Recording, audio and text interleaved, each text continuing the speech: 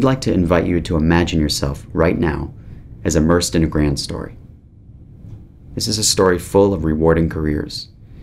It's shaped by a broad and deep education and lifelong learning. And it's marked by engaged participation in a truly global 21st century world. We are asking you to invest in the idea that a college education at its maximum potential is an absolutely essential ingredient in making sure this life happens. But it won't happen automatically. You must make it happen. It's up to you to put the pieces of your college classes and experiences together into some meaningful whole. You are the main character in this story, but you're also the author. And so that means that how it turns out is entirely up to you.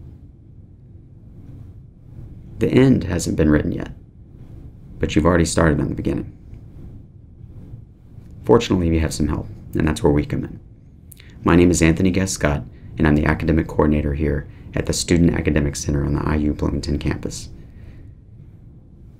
This online workshop series is all about how to make the most of college. But it's a most that's unapologetically ambitious.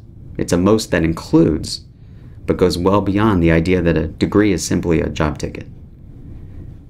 We're trying to raise the bar high as we can put it. I want to talk a little more about the main character in the story now, you. And I'm going to describe the kind of learner you'll want to be if you want to wring every last drop of potential out of your college degree on both a personal and professional level. First, you want to be a reflexive learner. Reflexive learners are self-aware. They set goals. They monitor their motivation and comprehension. They track their progress and performance. They think about their own thinking, and they connect this with those goals. Second, you want to be a self-regulated learner. Self-regulated learners understand that learning and studying are active processes that are largely under their control. They know it's up to them to get what they need and what they want out of their college degree. And so they must make it happen. And they'll find the resources they need to do that. Or if they don't exist, they'll create them themselves. And when they do encounter obstacles, they'll go and they'll seek support. And we have a ton of support on campus. Third, you want to be a deep learner. Deep learners, like everyone else, care about grades, they care about jobs, but they're most motivated by the love of learning itself. And so they want to do well in all of their college work because they see it as an opportunity for personal growth that will lead them somewhere exciting, to a life full of curiosity, wonder, understanding, and compassion. They know their college degree will provide them the critical thinking they need to deconstruct the world as it is now, and the creativity they need to reimagine it as it might be. If you can get behind these ideas, behind this kind of learner, reflexive, self-regulated, and deep, then that will lead you on a path where you'll learn to mine your college courses for ideas that will permanently transform the way you think, act, feel, and experience the world. This is what we hope for you. And this is what we want you to hope for yourself. So how do we get there? There are two roadblocks to student success that come up over and over again.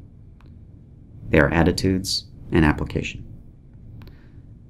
Sometimes what's standing primarily in a student's way are their mental models, their whole way of thinking about a certain topic, say studying or taking notes. That's the attitudes part. Other times, students have a pretty good handle on that. They know what they need to do, but they're not quite sure how to actually do it. That's the application part.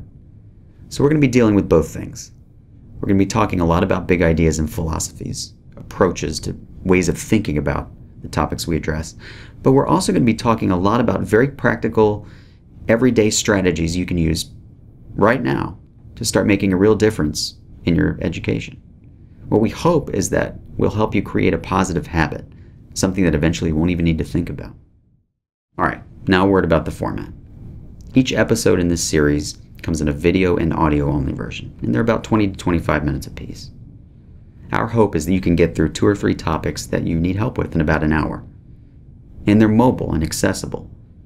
So you can watch or listen to these while you walk around campus, wait between classes, while you're working out or washing the dishes. If you visit us online at our blog, you'll find that each episode comes linked to a number of supporting documents that you can download, online resources that are connected, etc.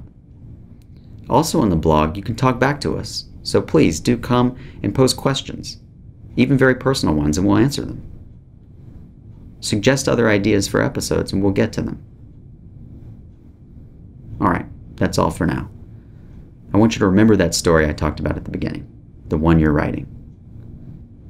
This series is about that journey. So, enjoy, good luck, and please let us know what else you need.